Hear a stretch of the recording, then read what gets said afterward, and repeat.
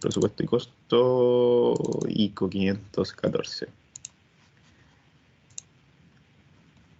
Abriendo tabla y abriendo pantalla. Vamos a proyectar. Ya. Ahí, entonces, el módulo, ¿cierto? Presupuesto y costo, 10º semestre. En el caso de ustedes, el último semestre que está acá.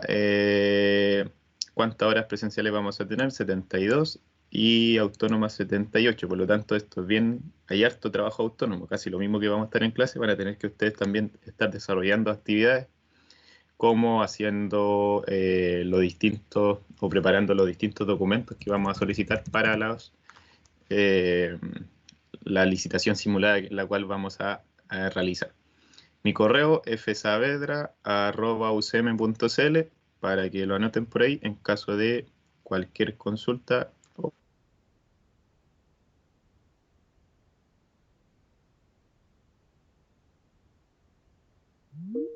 Eh, 3:30 hasta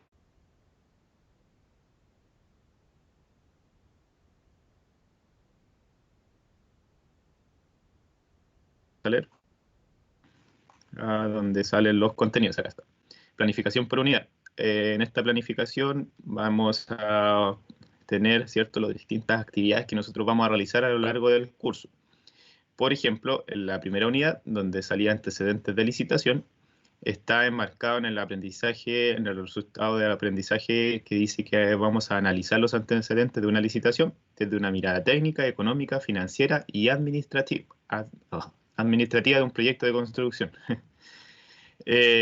O sea, básicamente vamos a analizar todos los antecedentes de una licitación. ¿Qué vamos a, como actividades, como evaluaciones, que son lo que a ustedes también les interesa? Vamos a ir aplicando en esta primera unidad algunos talleres en las clases y a partir de una rúbrica yo voy a ir evaluando distintas cosas que vamos a ir consultando en esta unidad de antecedentes de licitación, donde vamos a ver tipo de presupuesto, contrato, base administrativa, reglamento. Básicamente nos vamos a dar una vuelta por todo lo que los antecedentes que incluye el proyecto. En la unidad número 2, cuando tenemos el aprendizaje 2, tenemos elaborar una propuesta técnica, o sea, y aquí ya nos vamos a meter en la elaboración. Para esto vamos a hacer un informe en donde vamos a simular, como les decía yo, algunas propuestas.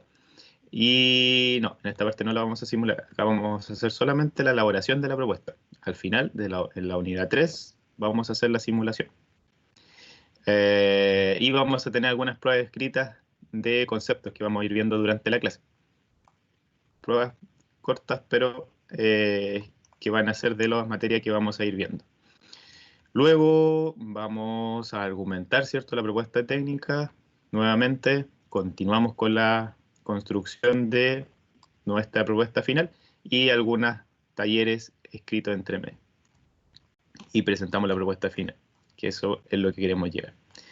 Alguna recomendación bibliográfica, como dice acá, de la normativa, de la ordenanza, de los distintos reglamentos del Ministerio de Obras Públicas, pero más que eso vamos a revisar y vamos a darle una vuelta por todos los proyectos. Por lo tanto, más que irse a una recomendación bibliográfica, vamos a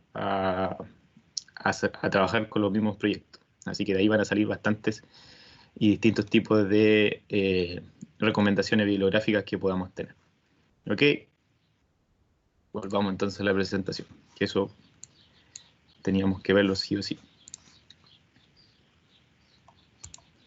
Ya. Si no se escucha algo, me avisan. Entonces, acá está las evaluaciones, las que a ustedes les interesa. Dice acá que vamos a tener talleres, como les comentaba, la clase a clase vamos a ir haciendo algunos pequeños talleres para ir aplicando lo que vamos aprendiendo de forma teórica. Estos van a valer un 25%, la prueba teórica que vamos a tener también va a valer un 25%, que la vamos a tener en la segunda unidad. Vamos a tener un estudio de propuesta. ¿Qué es el estudio de propuesta? Básicamente se simulará, como dice acá, se simulará la licitación de un proyecto de construcción pertenecientes a mercadopublico.cl. Para esto se deberá estudiar y desarrollar antecedentes generales, técnicos y económicos para participar en la licitación proyectos.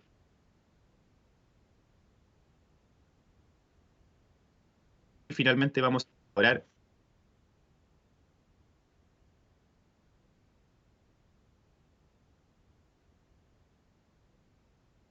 de proyectos públicos, en este caso, que son muy similares a los proyectos privados.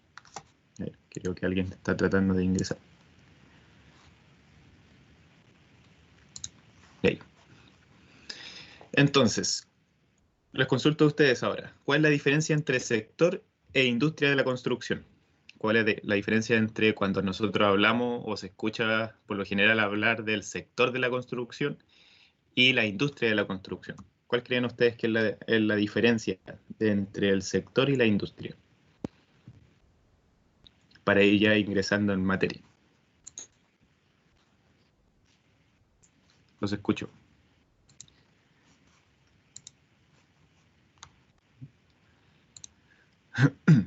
La idea es que vayan participando. Esa es la idea. O si no, vamos con la clase solo yo.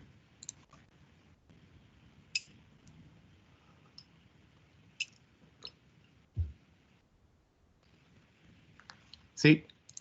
¿Alguien? O si no, consulto a, por ejemplo, Alfredo. ¿Está por ahí? Alfredo Campos. Si es que me puede hablar. O le ayuda a su compañero Brandon.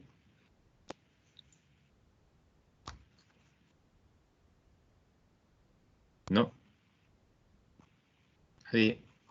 ¿Quién más? Vamos. Convertir en asistente.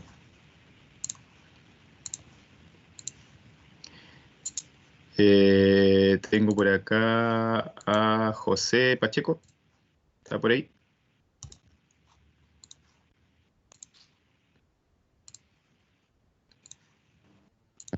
Sí, profe.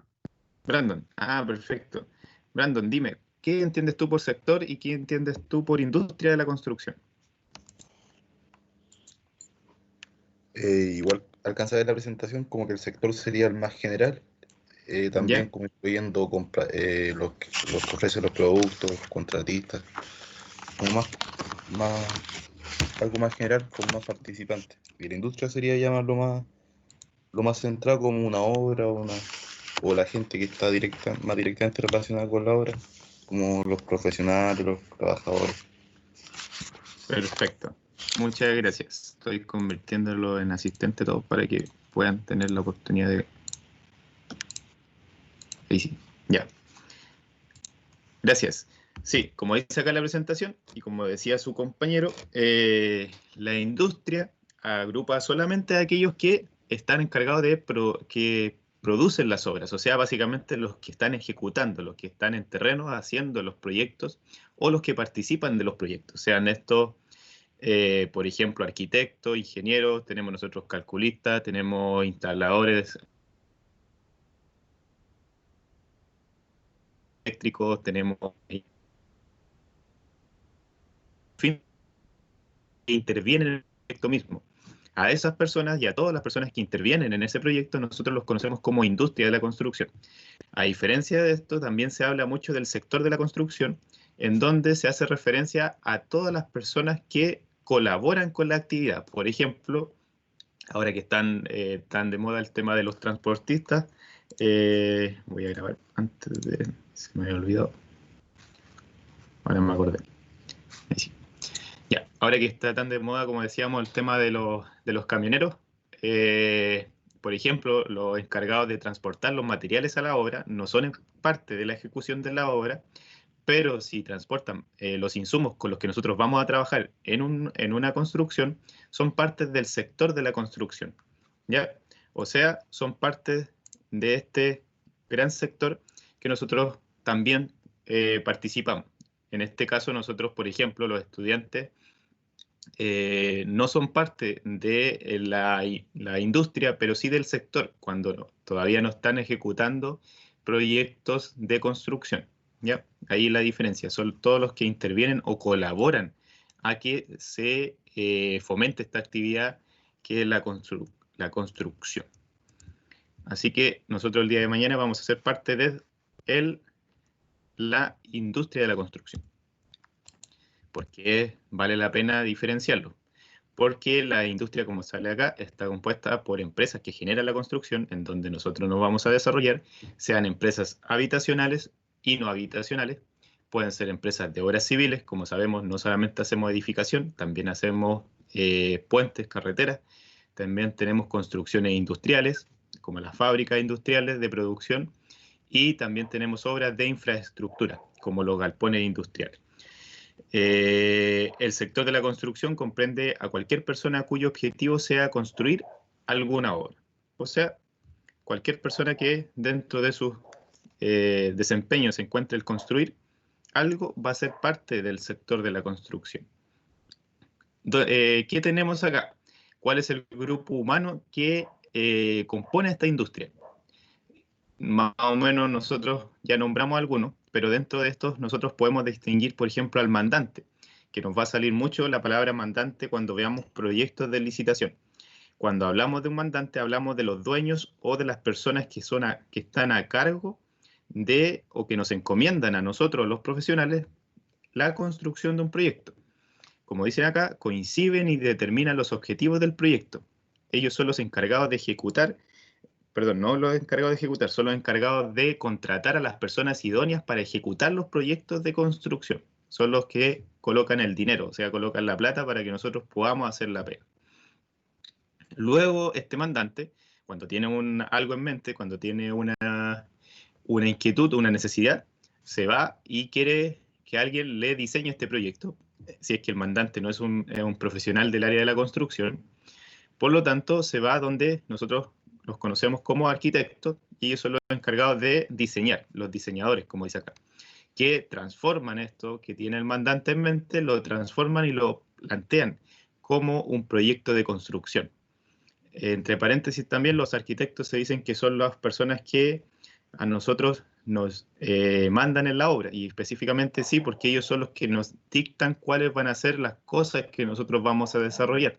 Ellos van a ser los que nos indiquen cómo se va a hacer el proyecto, porque son los encargados de materializar este proyecto desde un concepto, desde un término, hasta materializarlo en obra. Por lo tanto, ellos participan desde la etapa previa, desde el diseño, ¿cierto?, con el mandante, hasta ya la ejecución, en donde también vamos a verlos en algunas ocasiones, cuando se hagan las reuniones de obra, van a estar ellos pendientes de que el proyecto se siga ejecutando de acuerdo a las directrices que ellos dieron. En algunos casos porque el proyecto todavía no está bien definido y hay algunas indefiniciones que vale resolver con el mismo arquitecto, que es el encargado y el jefe del proyecto, básicamente. Ellos lo diseñaron, ellos lo construyeron. Por lo tanto, nosotros siempre tenemos que estar trabajando con el arquitecto por el tema de que ellos son los que nos van a resolver las dudas que nosotros tengamos, ya que ellos son los que diseñaron y dieron vida a este proyecto con el que nosotros vamos a trabajar. Los constructores, como profesionales, todos sabemos que nosotros somos los encargados de administrar los recursos para que podamos y lleguemos a materializar este proyecto que fue diseñado previamente. Vamos básicamente a administrar y supervisar las distintas partidas que se vayan haciendo y administrar los recursos del mismo mandante que colocó en el proyecto para que esto se ejecute. La fuerza de trabajo, si nos vamos bajando cada vez más, no menos importante, porque ellos son los encargados de ejecutar cada una de las partidas y supervisar, como pueden ser, por ejemplo, capataces y supervisores de terreno, y también la mano de obra que nosotros tenemos para ejecutar las distintas partidas, las distintas cuadrillas que nosotros vamos a tener. El propietario o primer vendedor va a ser básicamente la persona que va a recibir esta obra y va a vender, y por lo general son inmobiliarias. El sector de la construcción funciona básicamente en donde el mandante es una empresa constructora. El mandante solicita, ¿cierto?, que se ejecute un proyecto, el arquitecto lo diseña, el constructor lo ejecuta, tenemos la gente en terreno, y luego eso es vendido por la empresa inmobiliaria. Por lo tanto, ya la constructora deja de ser parte, muchas veces la inmobiliaria es la misma que la constructora, y el negocio es redondo para el empresario. Por lo tanto, ahí muchas veces no hay cambio de empresa entre inmobiliaria y constructora. ¿Cómo nacen los proyectos de construcción? Muy sencillo, básicamente existe una necesidad, como todo en la vida, alguien necesita o tiene la necesidad de un hogar, por ejemplo, o una inmobiliaria o una constructora ve la necesidad de que en tal sector sea necesaria la construcción de departamentos porque puede ser un negocio rentable, ya sea para arriendo o para la vivienda, vivienda en masa también. O sea, se detectan distintas necesidades dependiendo del sector en donde se encuentren. En algunos sectores se hacen viviendas de lujo porque en ese sector la necesidad, y de acuerdo a la localidad y de acuerdo a la zona en donde se sitúan, se nota que las casas, por ejemplo, son de un nivel un poco más elevado. Por lo tanto, las empresas constructoras son las encargadas de detectar esta necesidad para nosotros, para que finalmente cuando se sepa cuál es esta necesidad, no necesariamente tiene que ser de edificación, pueden ser obras viales, por ejemplo, los caminos rurales que tienen la necesidad de ser pavimentados. Entonces, analizamos esta necesidad, vemos cuáles son las causas, los objetivos del proyecto y identificamos conceptualmente la solución. Vamos y vemos cuál puede ser una posible solución para que podamos nosotros materializar, ¿cierto? Y suplir esta necesidad que surgió. Para esto hacemos un estudio de factibilidad, tanto técnica, económica como ambiental, como tanto acá en la universidad, ¿cierto? Se hacen cuando hacen los proyectos de título, y son un poco cuestionables por el tema de que estudio de factibilidad es más que nada para los proyectos que ya se pueden realizar. En este caso hay varios estudios de factibilidad en la universidad, en donde se analizan todos. Se analiza la parte técnica, vemos qué tipo de requerimiento técnico se necesita, por ejemplo, en la infraestructura. Si se va a hacer una vivienda, no sé, una vivienda social. Tenemos que hacer los planos de la vivienda, tenemos que hacer la simulación donde se va a instalar, el estudio de factibilidad económica, tenemos que hacer el presupuesto de esa vivienda y ambiental, tenemos que evaluar el impacto que va a causar esta en el medio ambiente en el cual nos desempeñamos.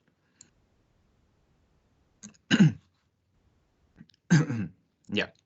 Entonces, luego que hacemos ese estudio de factibilidad, nos vamos a la evaluación, donde vemos si esto ya es factible, ¿cierto? Como cuando ya hicimos el análisis técnico, económico y ambiental, vemos si esto es factible construir.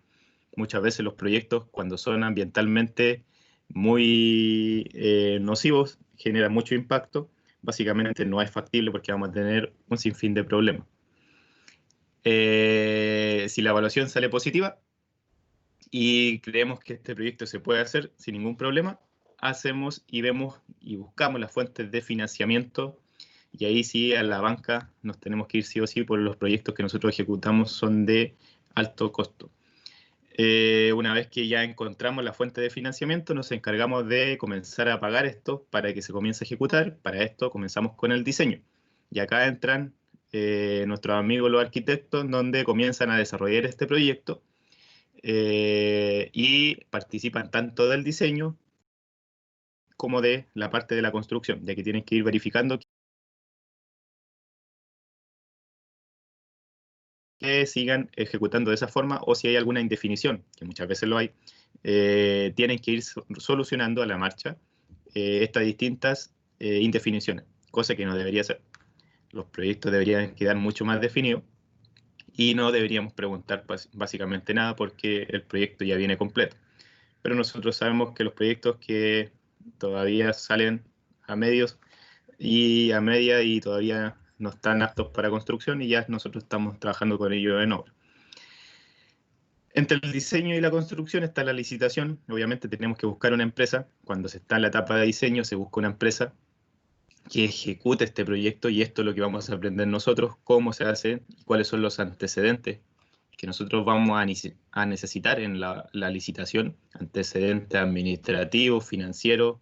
Tenemos que cumplir tanto algunos requerimientos de forma, por ejemplo, cómo tiene que venir el documento, cómo tiene que ser llenado el documento, qué tipo de documento.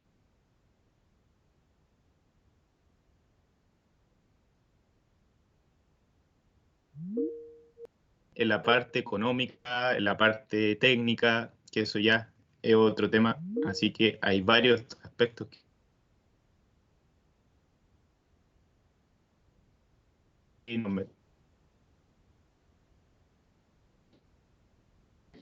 ¿Usted está proyectando PowerPoint? Sí, se ve. No, es que yo puro estoy viendo el Word que puso. A ver. Dame un segundo. Gracias por la aclaración. Dame un segundo para ver si...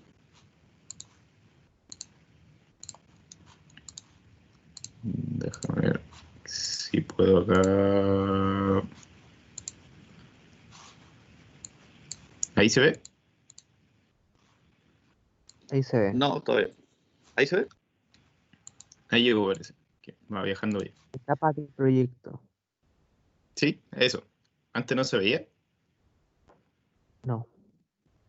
Oh, vale. Gracias por No, se avisar. veía el puro. Ya, vale. Gracias por avisarme.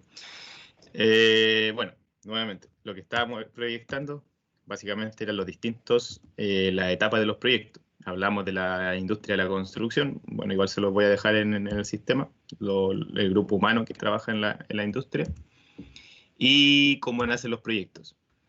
Acá estábamos en la etapa del proyecto, como decía ahí su compañero.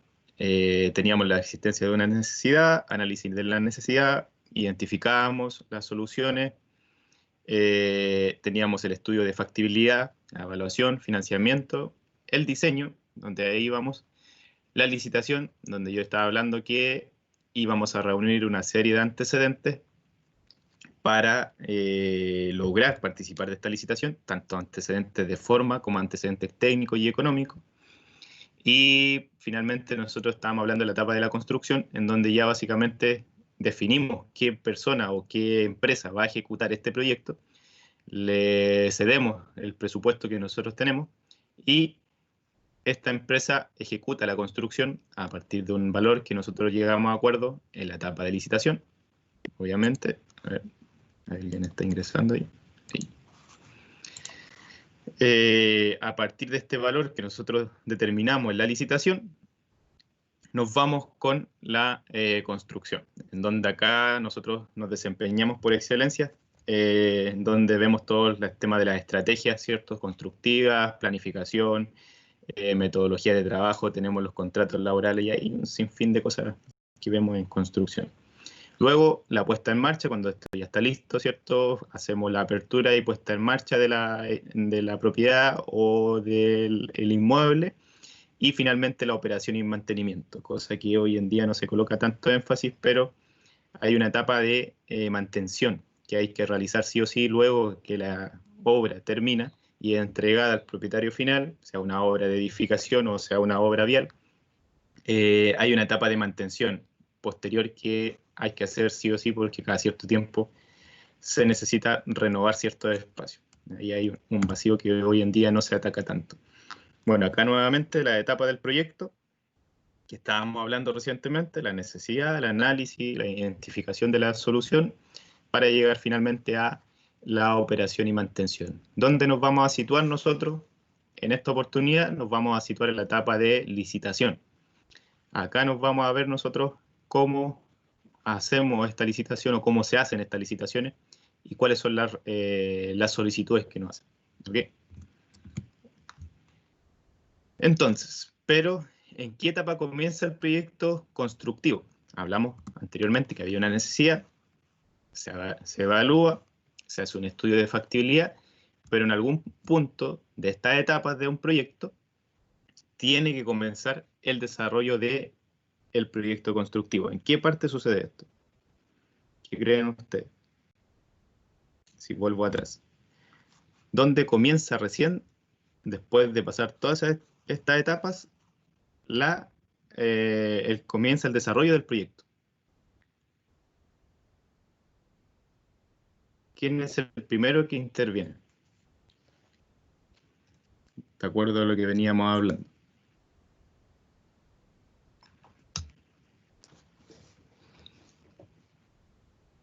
¿Alguien? ¿Quién es el primero que va a intervenir en este proyecto? ¿Y en qué etapa? Obviamente. ¿Dónde ingresa ya recién el profesional de la construcción que va a ejecutar o desarrollar este proyecto.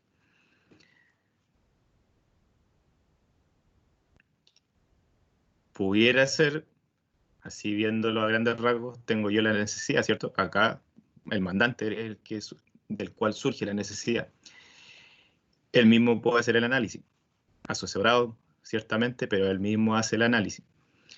Se identifica la solución, muchas veces el mandante ya tiene claro lo que quiere, por lo tanto, para suplir esa necesidad, no necesita ningún profesional en la parte desde construcción. En la factibilidad, sí, es posible contratar a un profesional, pero todavía no comienza el diseño, solamente está estudiando la factibilidad, si es factible generar el proyecto que se identificó. Por ejemplo, si yo quiero hacerme una casa, pero tengo 50 millones, no puedo hacerme una casa de 100. Por lo tanto, es cosa de hacer un estudio básicamente económico, técnico y ambiental para saber si es factible construir o no. Eso es parte de la evaluación.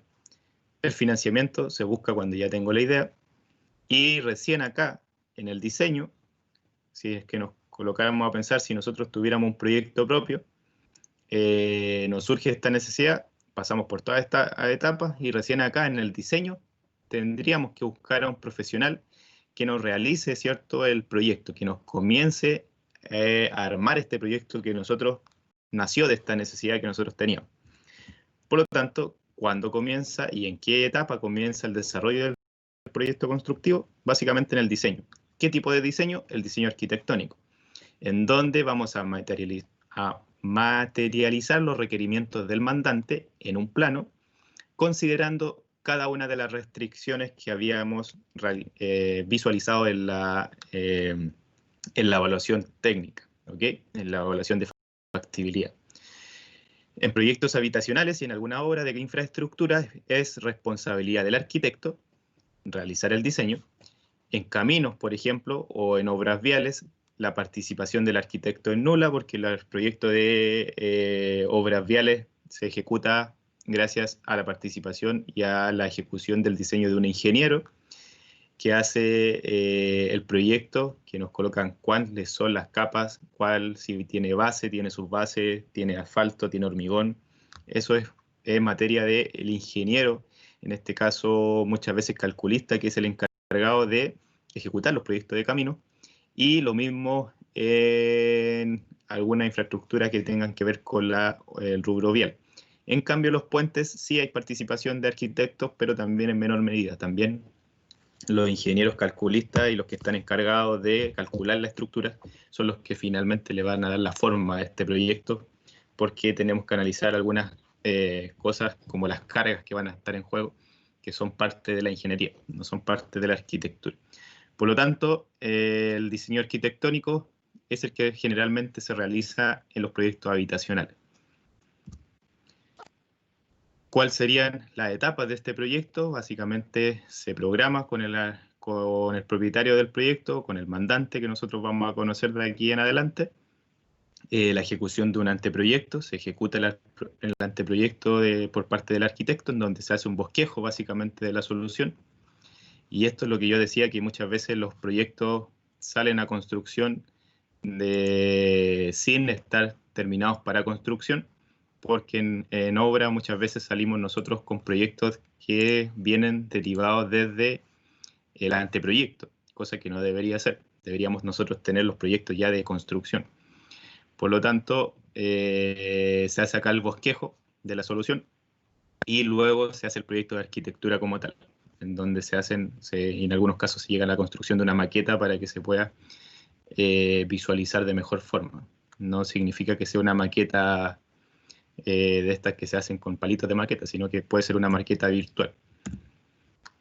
Ya, luego que tenemos el diseño arquitectónico, ¿quién interviene ahora? La fotografía nos ayuda a ver un poco ahí el siguiente paso, y en este caso vendría siendo el diseño estructural.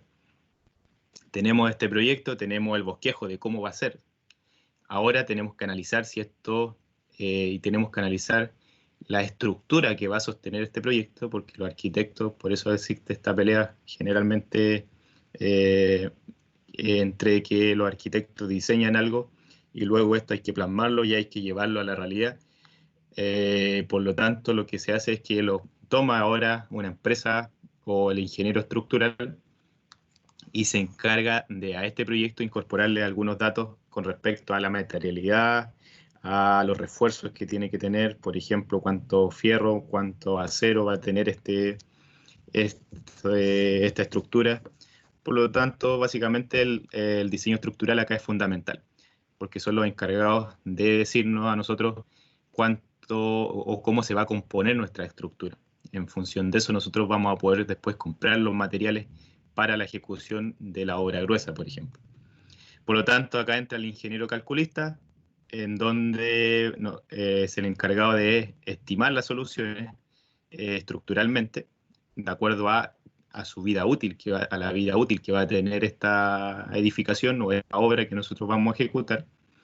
Se hace una estructuración en donde vamos a ver las solicitaciones a las cuales va a estar sometida, porque es muy distinto construir acá en Chile, que todos sabemos que es un país sísmico, como hace poco un temblor grande en el norte. Es muy distinto construir acá en Chile que construir, por ejemplo, en Europa. En Europa, en sectores donde no hay temblores, donde no hay terremotos, y las construcciones son muy distintas a las que nosotros realizamos acá, o en Estados Unidos también. Hay algunos sectores donde no se producen este tipo de movimientos sísmicos, en donde sí sabemos nosotros que acá se producen, por lo tanto nuestras estructuras traen, en simples palabras, harto fierro para que soporten estos movimientos y básicamente no se nos caigan, no se desplomen.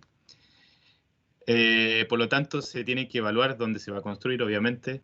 Lo mismo, por ejemplo, en la zona. Es distinto construir en el norte que construir en el sur.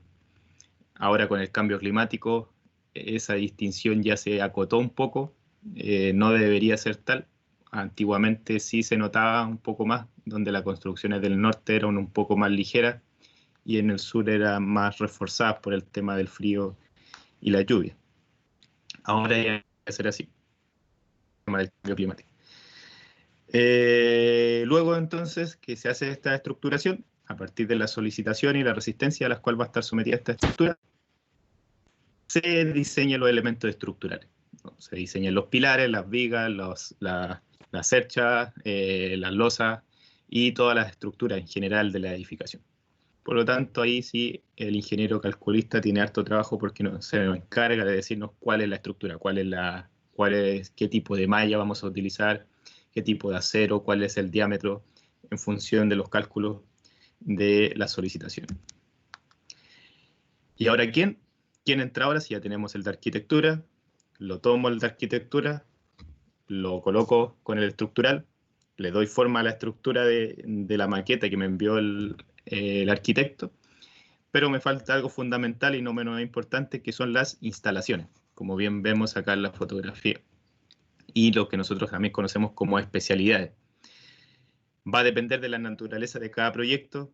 Hay algunos proyectos que tienen más especialidades que otros interviniendo, por ejemplo, las que siempre intervienen en un proyecto de construcción, especialidad eléctrica, sanitaria, de gas, tenemos de clima, y entre otras que en algunos casos hay proyectos que son más grandes como los edificios donde tenemos sistemas contra incendios especiales, tenemos corrientes débiles que hace referencia a los citófonos, por ejemplo, a las conexiones con internet, a los cableados para los teléfonos antiguamente, que habían teléfonos de red fija.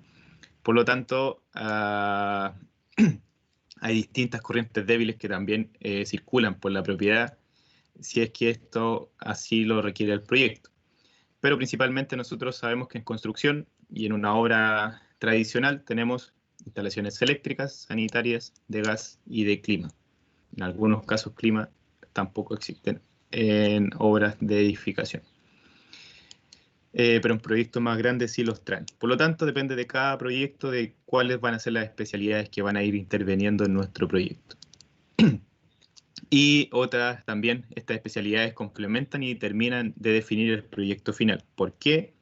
Porque básicamente muchas veces se hacen modificaciones del proyecto, ya que tenemos alguna interferencia, ahora que está de moda el tema del BIM, que habíamos hablado al inicio, los proyectos ejecutados con metodología BIM me ayudan a verificar esta interferencia. Y cuando yo identifico dónde están estas interferencias, por ejemplo, cruces de instalaciones sanitarias con instalaciones de gas o con instalaciones eléctricas, que no pueden ser, cuando yo identifico estas interferencias, ya sea en terreno o a partir del diseño previo, tengo que hacer modificaciones al proyecto. Tengo que bajar los cielos, por ejemplo, para que pasen las instalaciones. Tengo que hacer perforaciones en los muros para dejar una pasada para las instalaciones. Por lo tanto, son las especialidades los encargados de pulir el proyecto y las que nos van a determinar el proyecto final, con las modificaciones para que dejemos todas las pasadas de forma correcta. En los edificios es la mayor complicación, y en las obras de hospitales no voy a hablar, porque ahí sí que tenemos especialidades y ahí sí es que es mucho más complejo. Entonces, ya tenemos este proyecto, ¿cierto? Ya vimos cuáles eran los profesionales que intervenían, arquitectura, estructura, especialidades, y definimos el proyecto. Vimos las etapas, llegamos al proyecto final, y ahora salen una serie de documentos que a nosotros nos van a servir principalmente en la etapa de licitación. Cuando este proyecto está definido, está diseñado, tanto arquitectura, estructura como especialidades, ahora este proyecto va a salir a licitación para ver qué empresas van a construir. Muchas veces las especialidades se repite, la misma persona que generó, por ejemplo, el proyecto de instalaciones eléctricas o instalaciones sanitarias, puede ser que sea el mismo contratista que no vaya a hacer el proyecto en obra. En algunos casos no, en algunos casos solamente la empresa se dedica a hacerle el proyecto y viene otro contratista y ejecuta el proyecto de instalaciones eléctricas, por ejemplo. ¿Ya? Por eso se nos van a hacer algunos topes que tengamos y se nos repitan algunos contratistas, o si no, pueden ser solamente oficinas de proyecto. Por lo tanto, este proyecto se diseñó y nos van a generar algunos documentos que nosotros vamos a tener que elaborar o que nos van a llegar a nosotros cuando se haga la licitación. Uno de estos documentos son las especificaciones de arquitectura, en donde básicamente nos informan de cómo es la estructura, cómo es el diseño, y para eso tenemos nosotros, por ejemplo, las distintas terminaciones que va a tener este proyecto, cómo va a estar revestido, cuáles van a ser los, por ejemplo, los detalles arquitectónicos, qué forma va a tener este proyecto, cuál va a ser la forma en sí, y cuáles van a ser los revestimientos, las terminaciones que va a tener. Eso se nos va a informar en las especificaciones de arquitectura. Son un tipo de especificaciones técnicas, pero en este caso que hablan solamente de la arquitectura del proyecto. No se meten con el tema de qué tipo de hormigón, qué resistencia, cuánto fierro. No se meten con cosas técnicas, sino que más bien nos informan detalles arquitectónicos. Lo que sí, quienes nos informan datos más técnicos son las especificaciones técnicas, en donde nosotros vamos a tener, por ejemplo, las calidades de los hormigones. Ahora que cambió la nomenclatura, hablamos de G10, G20, G30. Antiguamente eran los H, H30, H25. Por lo tanto, acá nos van a especificar, por ejemplo, qué tipo de hormigones, cuál es la calidad del acero, cuáles son los diámetros del acero, dónde va acero, dónde no va acero, el tipo de áridos que vamos a utilizar, y así. Solamente, y si es que no es de hormigón y es de paneles ZIP, por ejemplo, nos van a indicar cuál es el espesor del poliestireno expandido que va a tener el panel ZIP, qué tipo de OSB, o si no es con OSB, si es con óxido.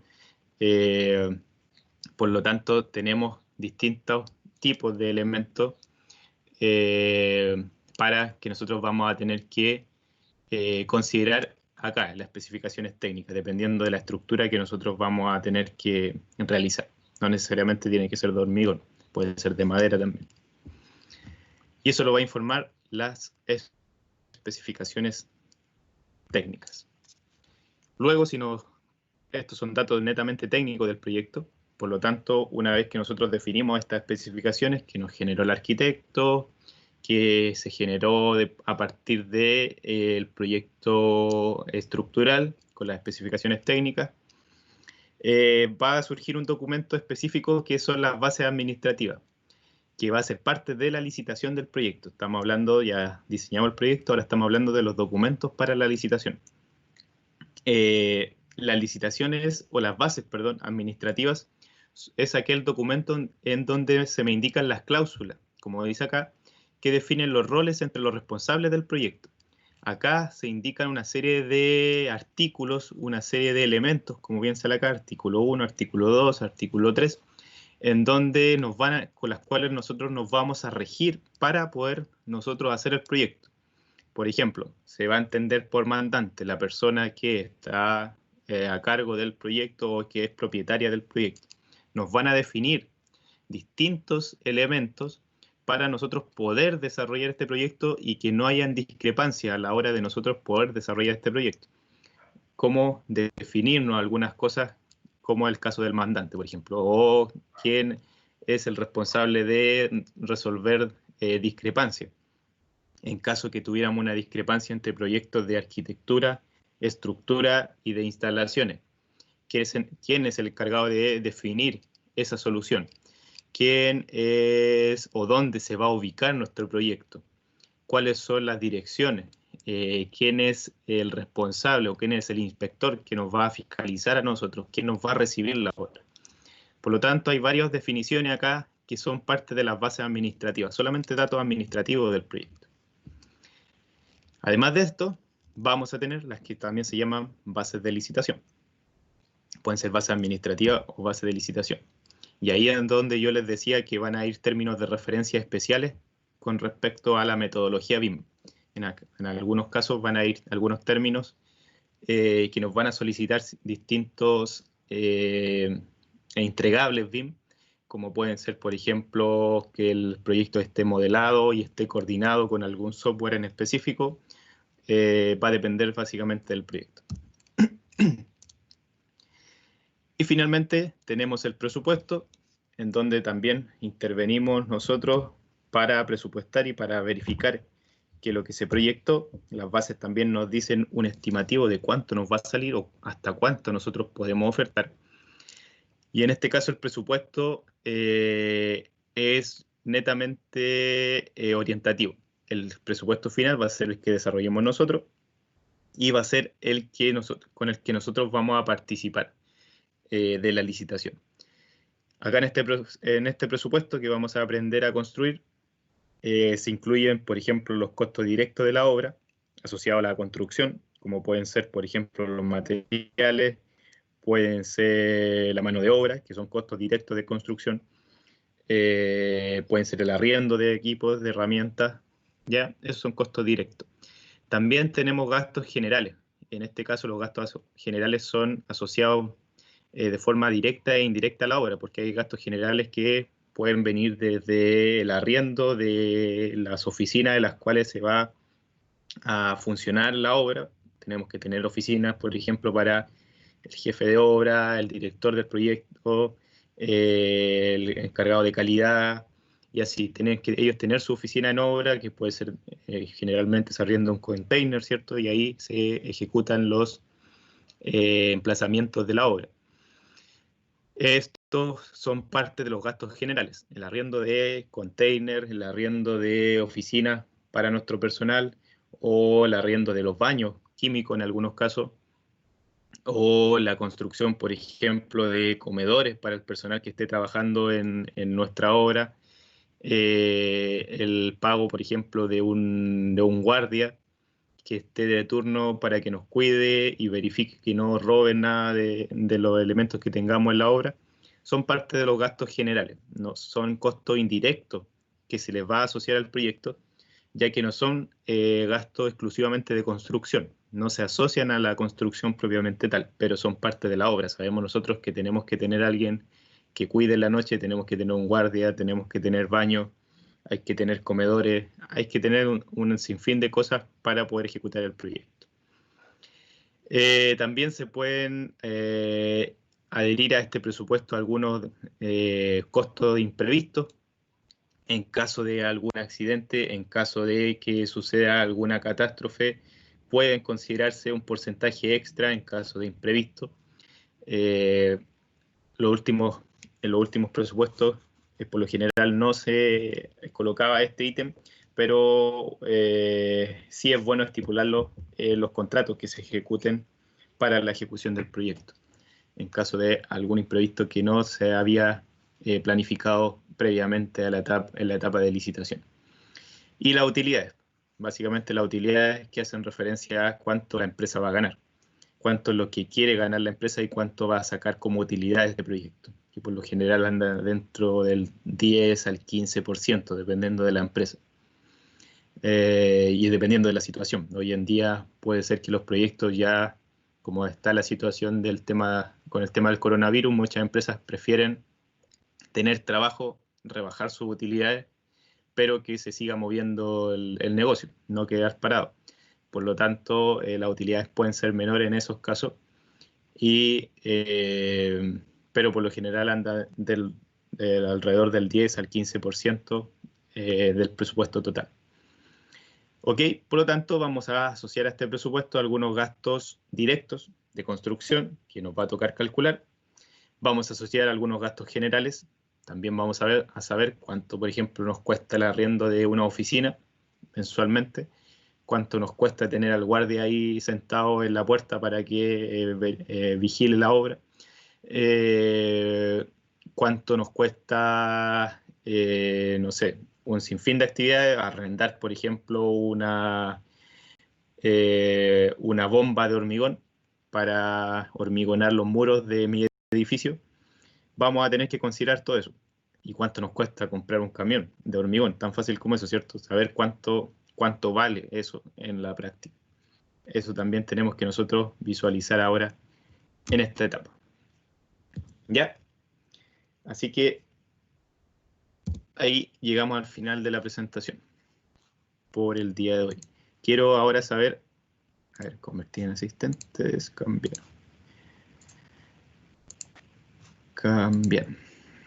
Esta clase siempre tenemos nosotros solamente los días miércoles. Los días miércoles desde las 8:30 hasta las 10 más o menos vamos a tener clase. Ya que por recomendaciones podemos hacer a lo más 1 hora de clase y lo otro podemos hacer algunas actividades. Por lo tanto, cómo se va a desarrollar el curso, vamos a nosotros a hacer una parte teórica y luego va a venir alguna parte práctica. Ya desde la próxima semana, desde la próxima clase, vamos a ver, por ejemplo, algunos costos. Así que los invito ya a que vayan investigando, por ejemplo, cosas básicas o como cuánto cuesta, por ejemplo, un saco de cemento, cuánto cuesta el cubo de grava, el cubo de arena. Tan fácil como eso para saber cuánto nos va a costar hacer un hormigón o en cuánto se está cotizando el fierro para hacer el hormigón armado, cuánto sale, no sé, las planchas de OSB, planchas de volcanita. Vamos a nosotros tener que tener precios así más o menos estimativos para que nosotros nos hagamos una idea de cuánto nos va a salir nuestro proyecto. No podemos tener, por ejemplo, decir que un saco de cemento vale 10.000 pesos si sabemos que vale alrededor de 3.000 pesos. Tenemos que tener valores ya más o menos estimativos para nosotros hacernos una idea de cuánto nos va a salir a hacer un presupuesto. Y de eso se va a tratar el curso. Yo voy a pasar, por ejemplo, la próxima clase, vamos a ver alguna presentación inicial referente a, no sé, no recuerdo muy bien qué es lo que nos toca la próxima clase, me parece que vamos a ver algunos antecedentes de la licitación. Y cuando veamos temas económicos, vamos a nosotros a presentar, yo les voy a presentar un presupuesto, ustedes lo van a tener que cotizar y lo van a tener que presentar en la última media hora de la clase. Así que me lo van a tener que enviar a mí, en esa última media hora lo van a desarrollar. Por lo tanto, así se va a hacer la dinámica del curso. 1 hora paso yo la materia y la otra media hora desarrollan ustedes la actividad para que vengan a las clases, estén conectados y participen. Esa es la idea. Así que por hoy, como es solamente la primera clase, vamos a dejarlo hasta aquí y la próxima semana continuamos con el desarrollo de la actividad que nos corresponde. Así que eso, consultas, dudas de algo que habíamos hablado recién. Bien. Además del Excel, ¿vamos a necesitar otro programa? AutoCAD. ¿Tienen AutoCAD en los computadores? Sí, pero no creo que me corra con el navegador abierto. Ya. Pero en ese caso, porque yo, por ejemplo, les puedo enviar un plano en PDF, en ese caso, para que no hablen el AutoCAD. Yo se los puedo exportar en PDF, porque yo les voy a enviar algunos proyectos y ustedes, por ejemplo, van a tener que cubicar cuánto material voy a utilizar yo en determinada partida. No sé, cuánto hormigón, cuánta madera voy a utilizar para hacer un tabique, y eso lo tienen que cubicar en función de un plano. Por lo tanto, les puedo enviar el plano en PDF, aunque es más fácil trabajar con AutoCAD, creo yo, para hacer en caso que no tenga alguna cota por ahí, alguna medida. Si no, lo dejamos así y yo se lo envío en PDF también. ¿Ok? Algunos hay calculadoras, obviamente, para hacer los cálculos. Pero como otro software más específico, no. ¿Ok? ¿Alguna otra consulta?